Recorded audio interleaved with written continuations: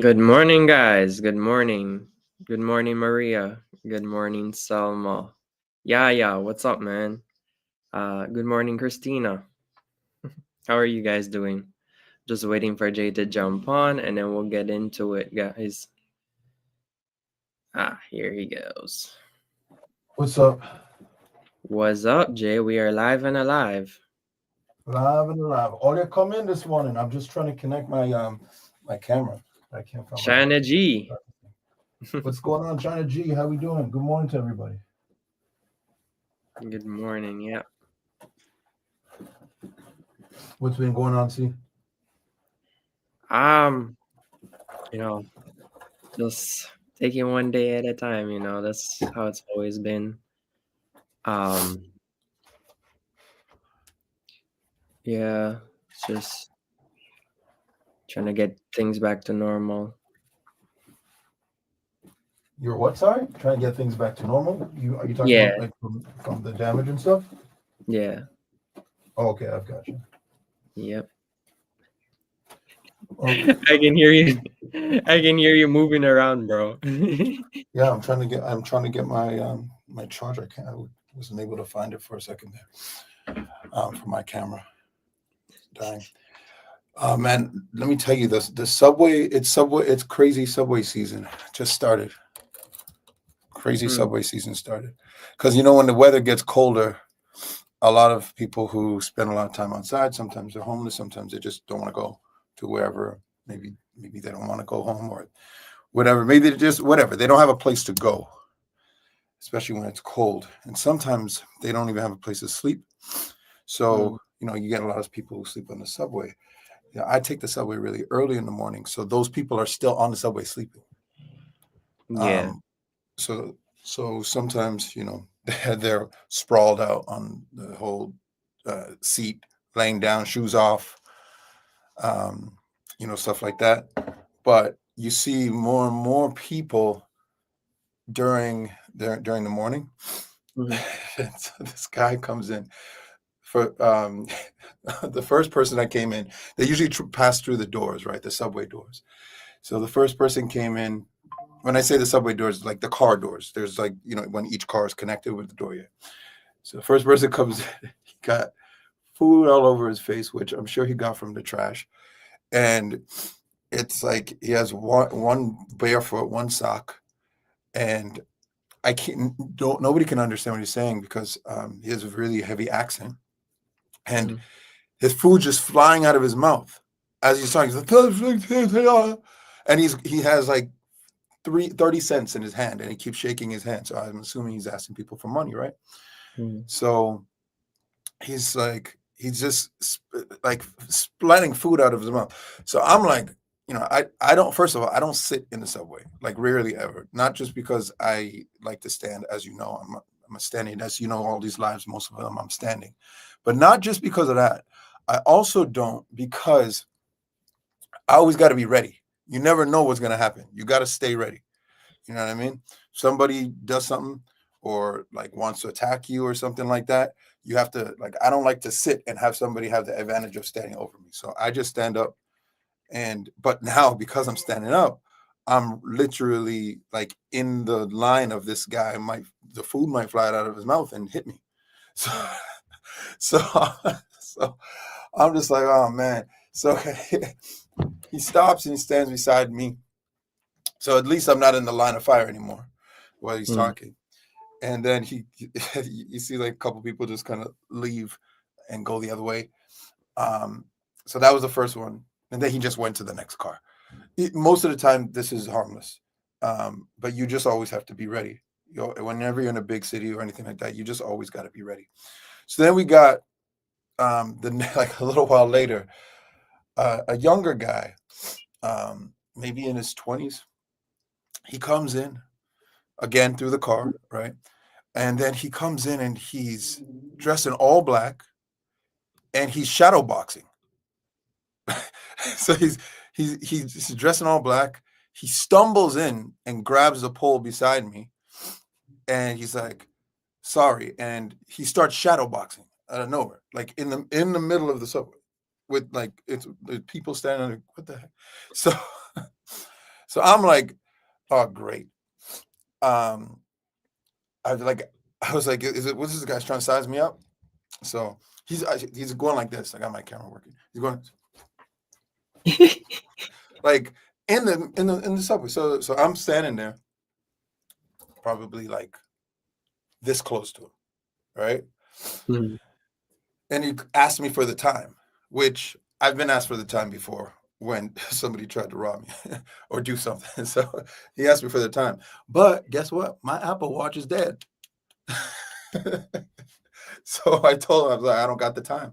So I was like, and he's like, is it 6 a.m.? And I said, I don't got the time, bro.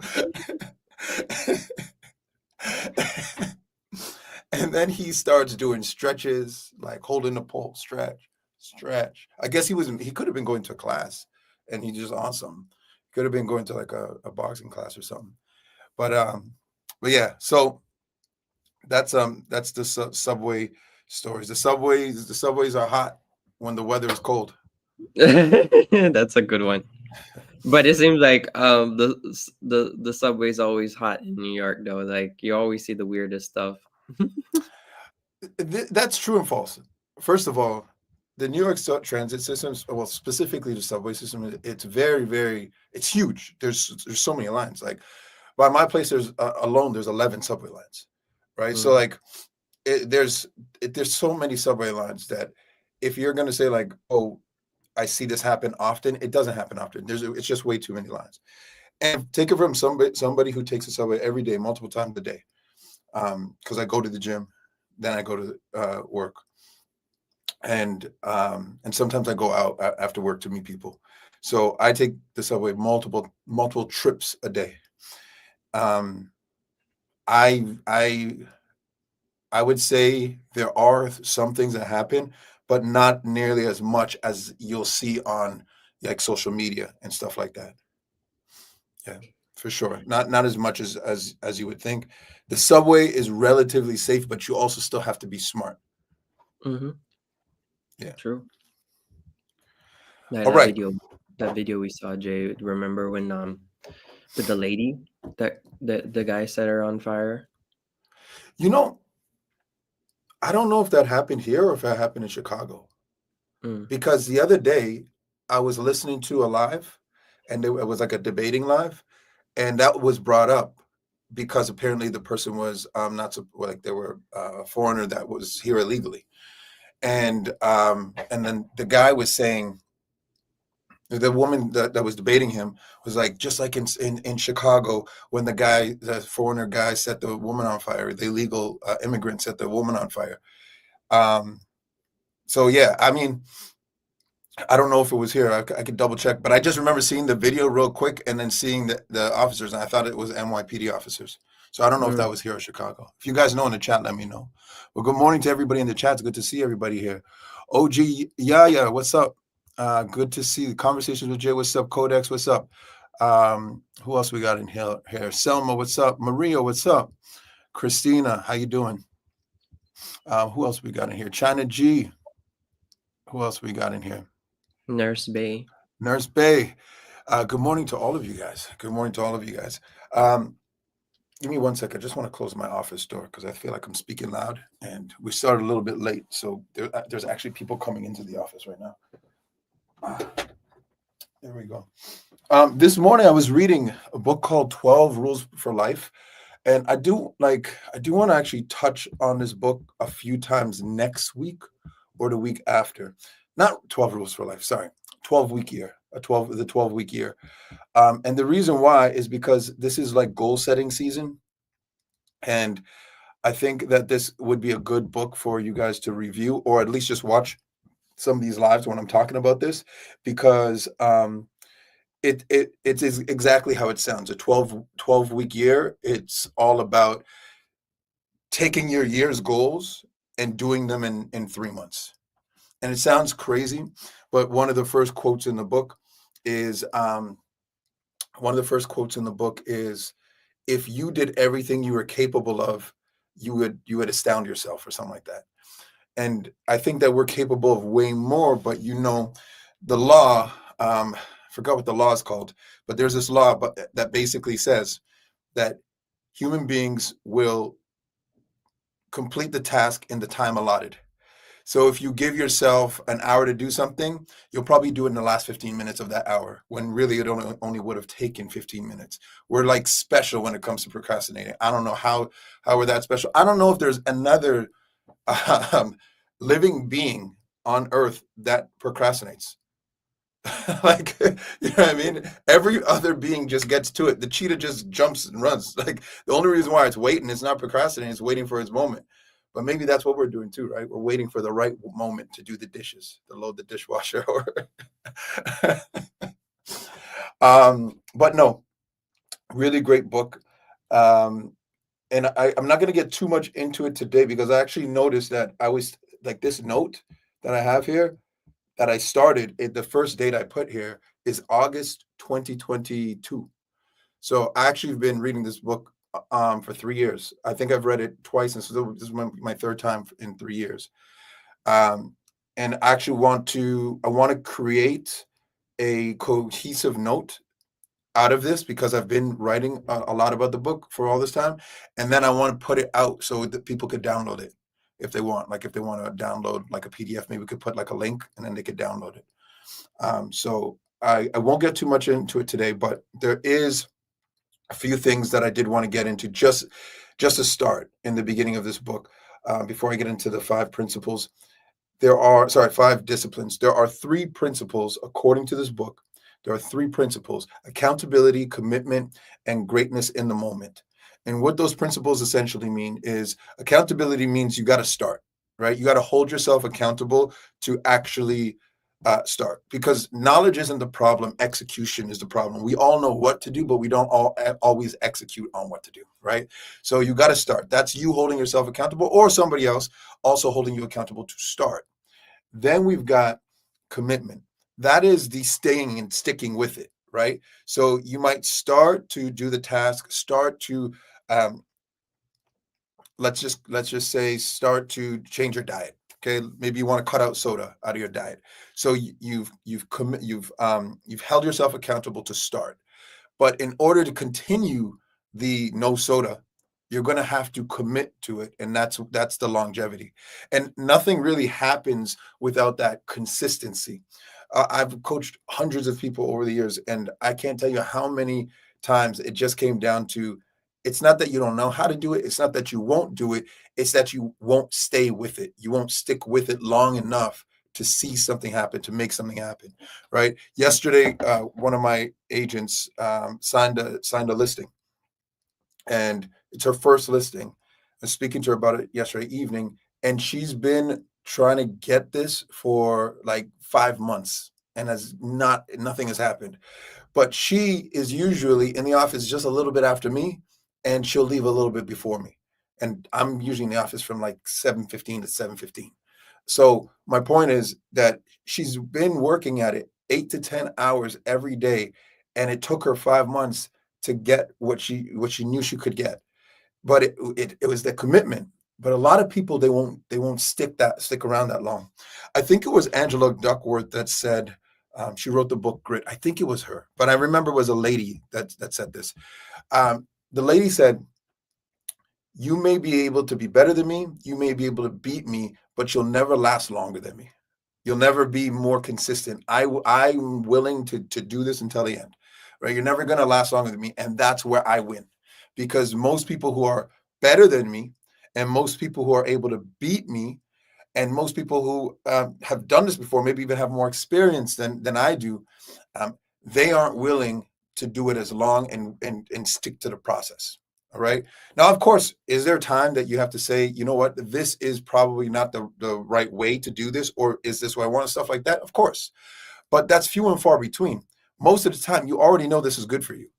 And if you are second guessing, it's probably just fatigue or excuses, right? So those are the first two: accountability and then commitment. And then the last one is greatness in the moment. You don't got to be great all the time. You just have to have moments of greatness, right? You don't have to be great 24 hours a day, wake up feeling like $1 million and just crush every moment in your day, right? I always say greatness is a choice, and you have that choice every single moment of every single day. So choose your moments, right? I'm not telling you have to be great every single time. It's impossible. But what the book is telling you, and what I agree with, is that you have to pick those spots of greatness. For example, when you do feel like, you know what, I don't want to do any more reps, you got to just be great and say, you know what, I'm picking this moment of greatness right now. I don't know how a fruit fly got it. It's annoying. I'm picking this moment of greatness right now just to stick to it. Can you actually see it in the camera? You're on mute.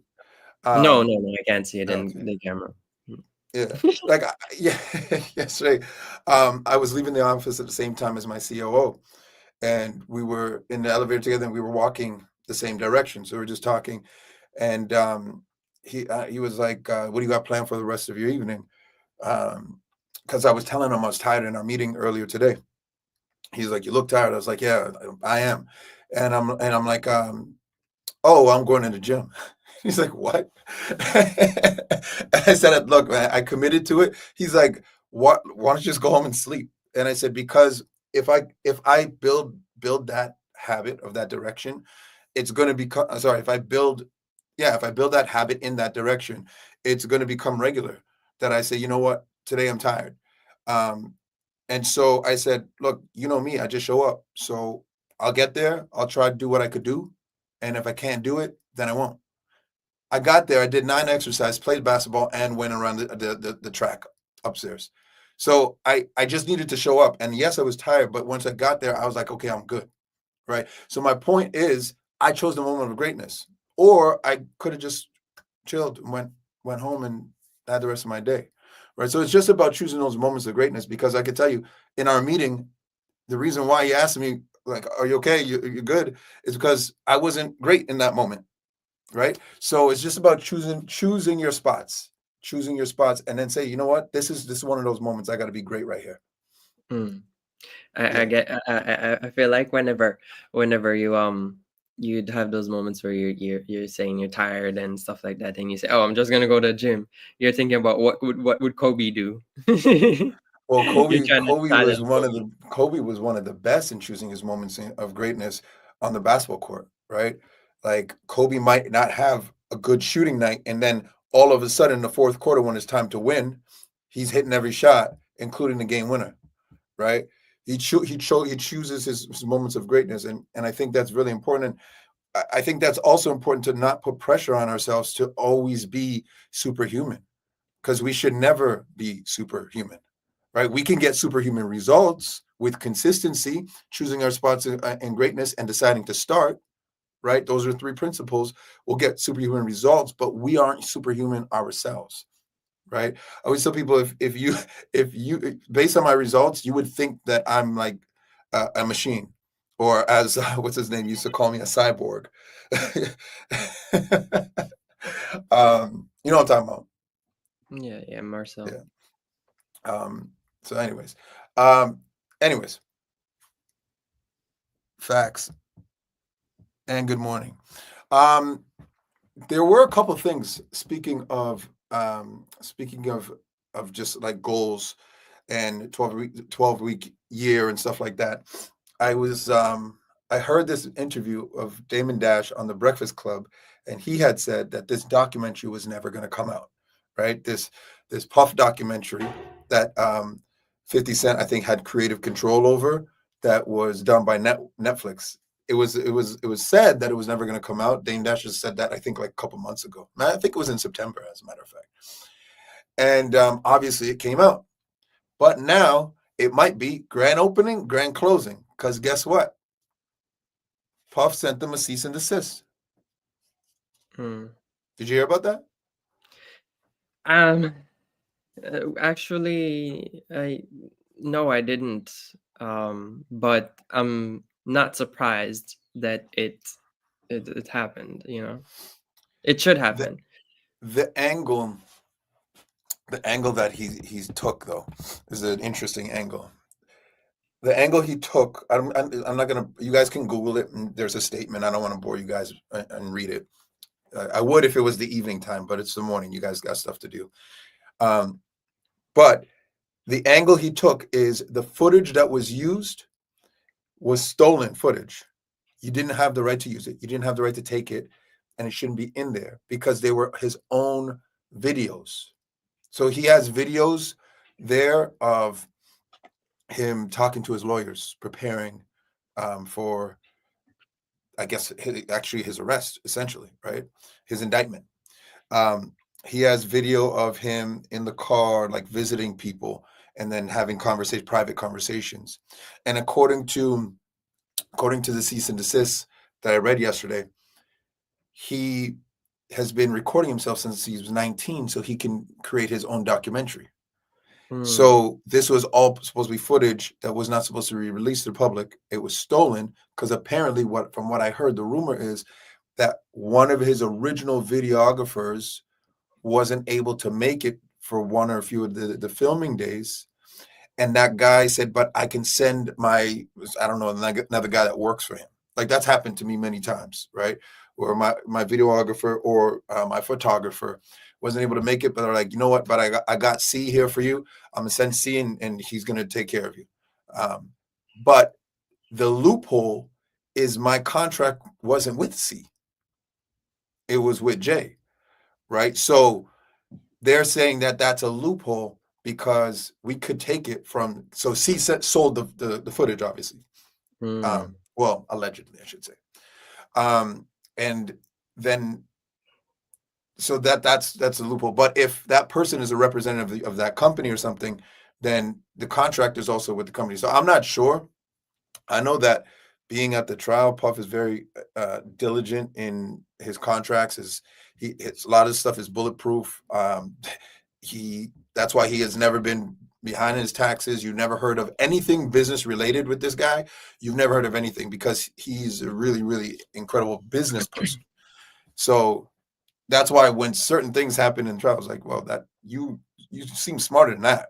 That's how I know that you were under the influence of many things, including rugs and um, I don't know whatever else he does. But yeah, that's the latest. So it could be grand opening, grand closing. Like I said, I'm not watching it anyways. I'm not going to support the propaganda.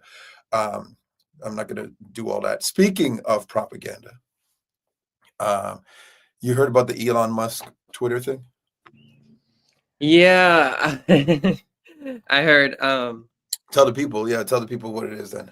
I heard that they have this new thing now where it's or they're working on it or it's launched or something where now you can basically see the country that the Twitter account was made in when the profile was set up and all of that.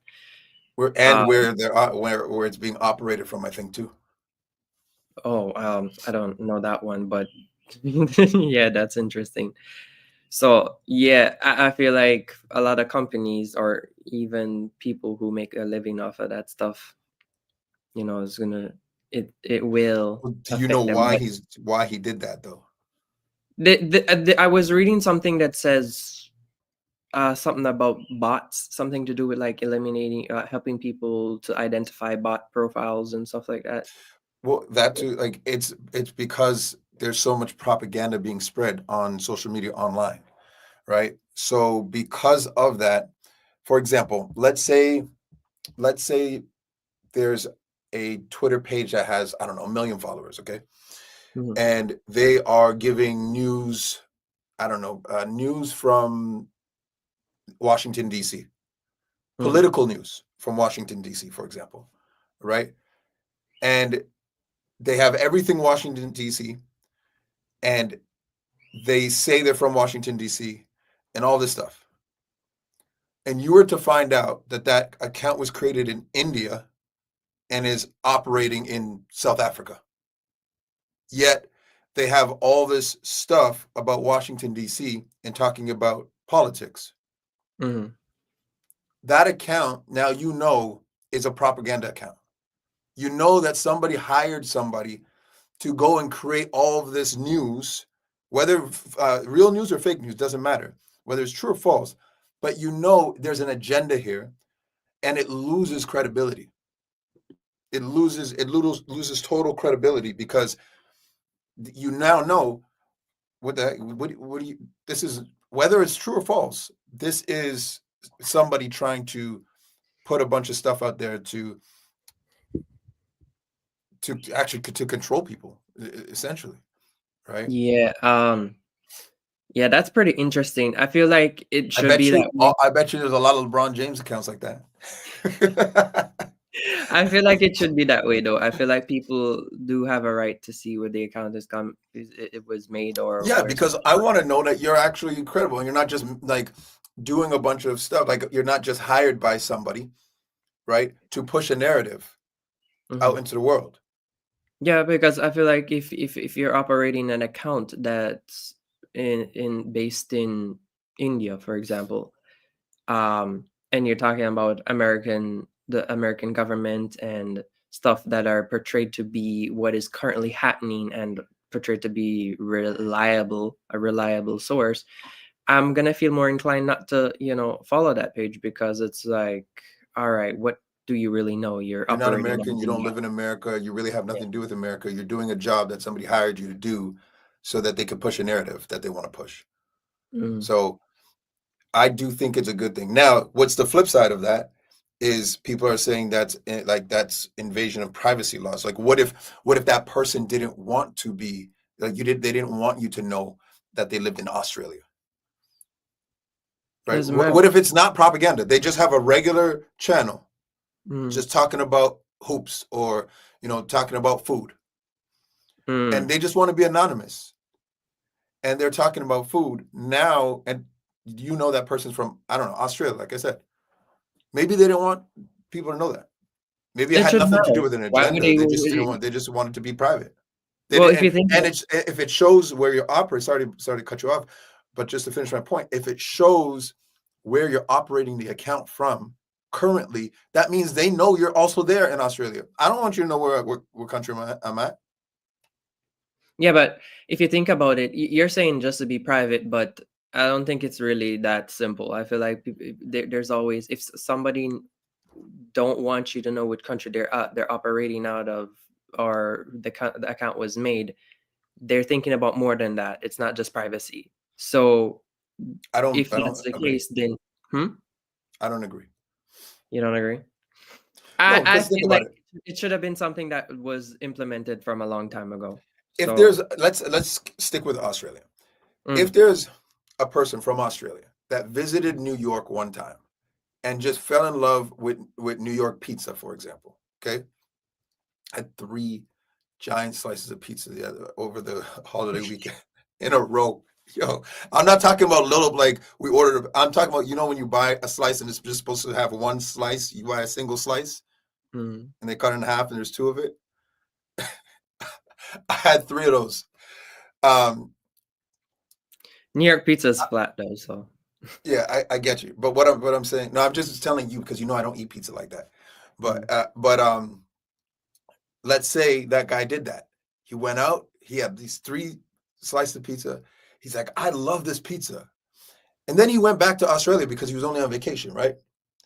But then he thought of something. He's like, I could make a niche channel that reviews a bunch of pizza spots in New York. Maybe he's not going and reviewing them himself. He's just he's getting videos of the place and stuff like that. Anonymous person. His channel blows up. A lot of pizza lovers follow this, or people are going to New York. They go to his channel to see some of the pizza spots that are highlighted on his account. Okay. Then everybody finds out he's from Australia, loses all credibility. So now he has to be like, yeah, because I went to New York once, but I did the research though, and I blah blah blah. And what? But what if he was making money from his channel I see what or you're his saying, his but I his don't think that account? I don't think that matters. I feel like if it does, I don't know. I feel like it's better for the people to know where the account is being You feel operated. like if it's better for the masses, then screw the asses. Yeah. Oh, that pause that came out bad. Oh, shoot, I didn't even. Yo. No. Didn't all even think right. about it. But Yeah. So I liked that you yeah, I feel like it is, yeah, you're right. If it's what you said, better for the masses. Yeah. Um That's I completely, that's what I think. I feel like it You should got to have been sacrifice something. the rest. Hmm? I said then you got to sacrifice the rest. Yeah, I feel like it's something that people should have been implementing. Well, X or Twitter, when they were Twitter, should have been implementing a long time ago.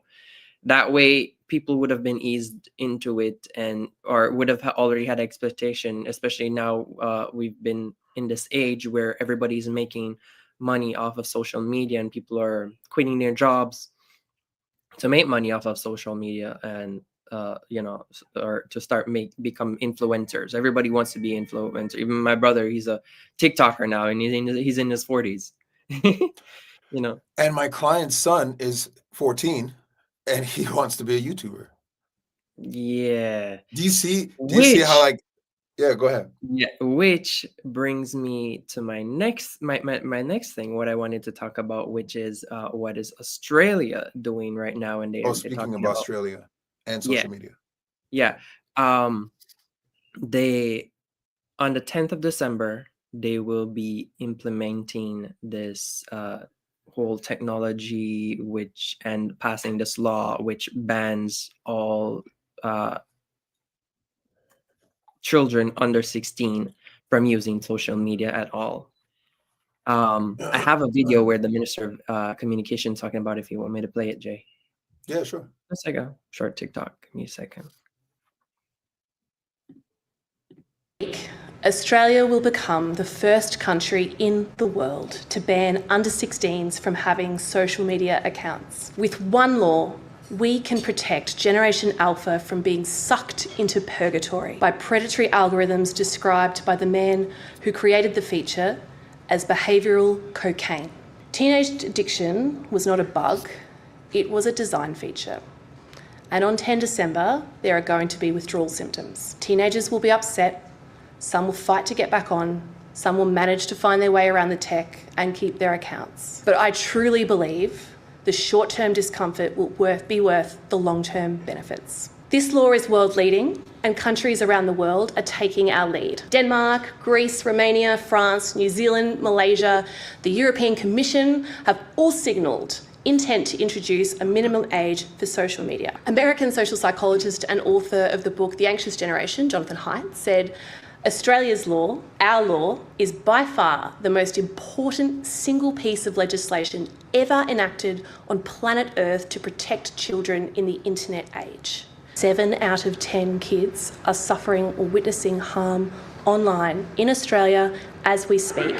That is what we are trying to fix.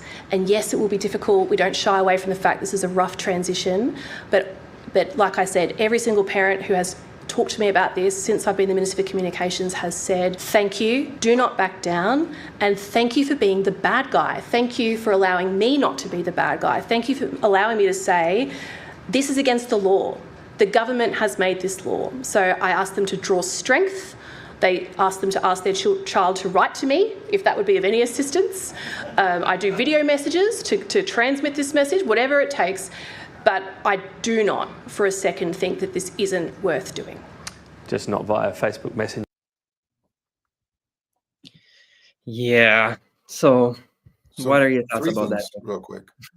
I want to hear your thoughts first, but I just want to say three things. Number one, what is she talking about? China has done that way, like, years ago. We're leading the world. Like, what is she talking about? China has been doing this and has had the same similar regulations. Mm-hmm. Number two, how do you regulate it? And number three, what is the punishment? And who gets the punishment? The child or the parent?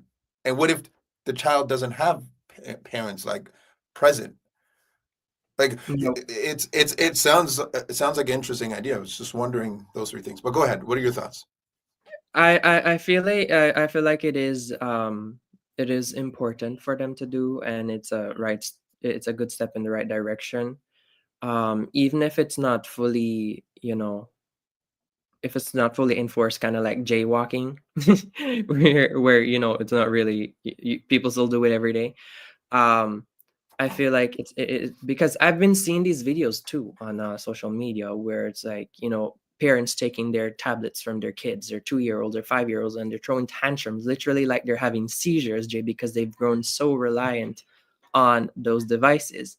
Like Yes, my but my they're not. my niece. They didn't. I understand, but they didn't ban tablets. They just banned social media.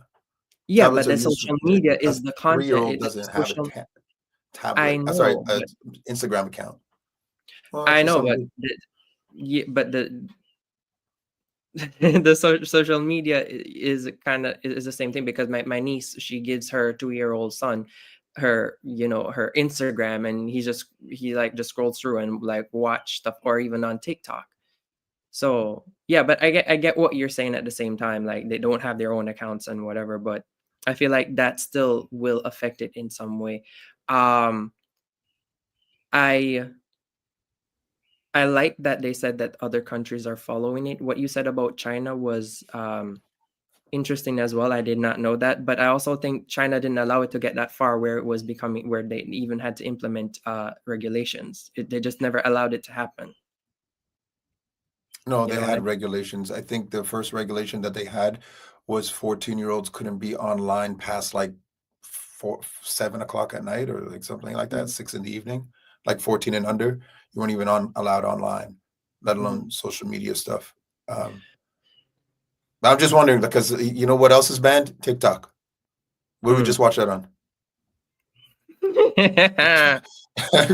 so, So so, like, so, so, that's why I like said, I how are you was going to regulate it? like, yeah, that's true. And with the whole topic that we were just talking about with Elon Musk and X, and it's affecting job people who create money from on X as well. Like, what about those kids who are under those ages who already had an account and is m- creating like a lot of money, like that 12-year-old who makes like 9 million a year or 13 million a year or something like that from like reviewing toys. I don't know what country he's from, but like, let's say the country he's from starts implementing that. How's that going to affect that child? Who. Right, I So. think there'll be a transition period. I personally, I don't see why 16-year-olds should be on TikTok, 16 Mhm, and under. I'm sorry, TikTok, Instagram, any of these social media platforms, because these, like the lady said, it's not even that the child's irresponsible or they could get addicted. You could get addicted to video games too.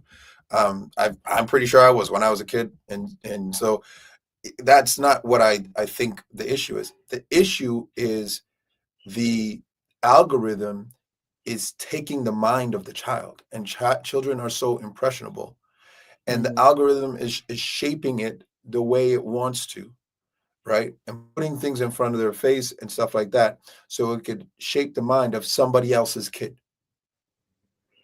And So. it's way more powerful than the parents because they spend more time on the app than they do with their parents. mm. So I found another video of like some kid talking about it, and I wanted to play it and hear what you have to say about it as well. Um, let's get into it.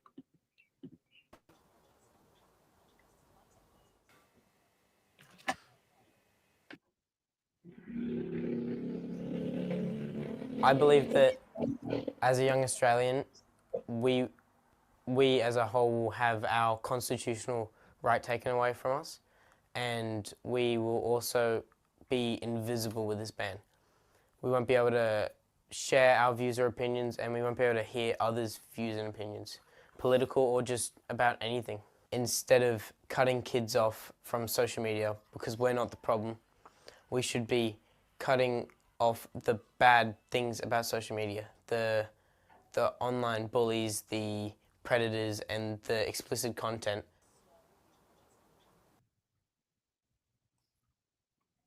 Sounds like the opinion of a 16-year-old. Yeah. He doesn't know anything. I wanted to say it because it How was did 16-year-olds have a voice before social media? Oh my gosh. Like, but nobody, I found it very funny too, because it's like, what do you know? He's talking about he we won't be doesn't. He allowed does. to express And our then he started, opinions. saying like the bullies, the explicit, whatever. But that's not why this is taking place, and that's exactly what this lady is saying. There's going to be bullies online when you play your video games. If you're going to play video games online, which he can still do, there's all of those things. Bullies, explicit content, like all of that kind of stuff is in video games. All of that stuff is on the internet, regardless. You go to a chat room, you go to like a forum, or you go to anything, it's all still going to be there. You're just throwing a mature tantrum right now. And the other thing is, as well, he doesn't even understand that his mind is being warped. I shouldn't even say warped. I should say shaped, because it might be shaped in a good way. I don't know. I don't know what it is. But his mind is being shaped by a machine. And that's what the lady was trying to explain. And also, it's not even for him. She said Generation Alpha, which is not a 16-year-old. Yeah. Right? So it's really not for him. It's for the kid that's like 5 now, or the 6-year-old now, so that it can change the culture, the laws. I know I was playing devil's advocate before, because I already know they can't enforce it. It's not going to be enforced. People are going to go around it, and there's not going to be a punishment for it. But it does change the culture in that this is against the law, so it's we shouldn't do it.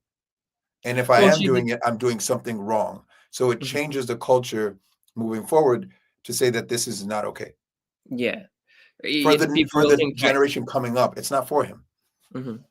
People will think twice about it. Yeah, I get what you're saying. Or it's just, even if people don't think twice about it, it just becomes taboo when it's against the law. Even who is anybody going to get arrested for throwing a piece of paper on the ground after they eat a chocolate bar, or a wrapper on the ground? No, but it's against the law, right? And so it's just taboo to do.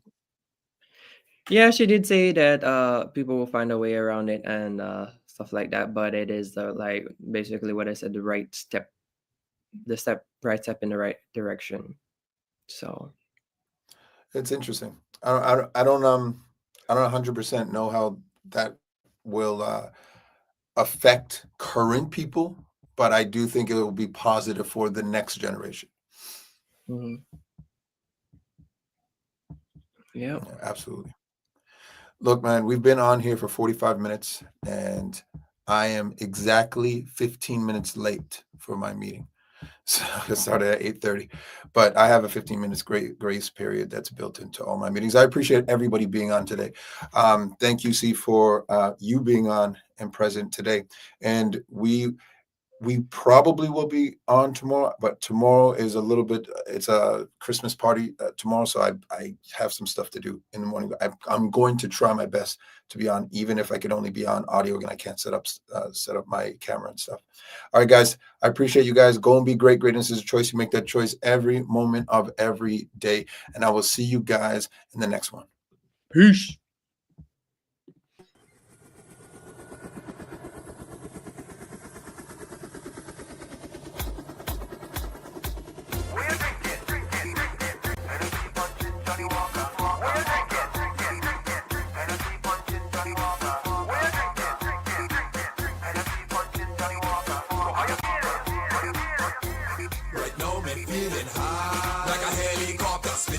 In the air like a chopper.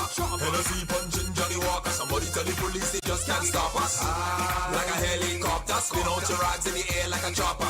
Hennessy punching Johnny Walker. Somebody tell the police they just can't stop us. Oh, when me choppers them. Oh, when me choppers them. Oh, when me choppers them. Oh, when me choppers them. Rags with me, flags with me, rags with me, flags with me, rags with me, flags with me.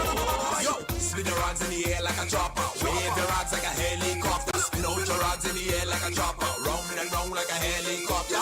Spin your rags in the air like a chopper. Wave your rags like a helicopter. Spin your rags in the air like a chopper. Hi, choppers fly, helicopters. We drunk cause we drink like a fish in the water. So high is like the world spinning faster. Dripping with sweat but it don't really matter. The music making me ball out. We see ladies and we call out. Them girls and them whining all out. Look a fight in the back, them brawl out. What? Me no business about that. Girls in my mind, so me thinking about that. Woman in the place, so me hunting for that. Bumpers in my face, so me on the attack. Just give me Henny, yo, give me Stack. Racial thing, white oak, Johnny Black. Oh gosh, I gotta catch a jet lag. 1919 does have me feeling high. Like a helicopter, spin out your rags in the air like a chopper. Hennessy punching Johnny Walker. Somebody tell the police they just can't stop us.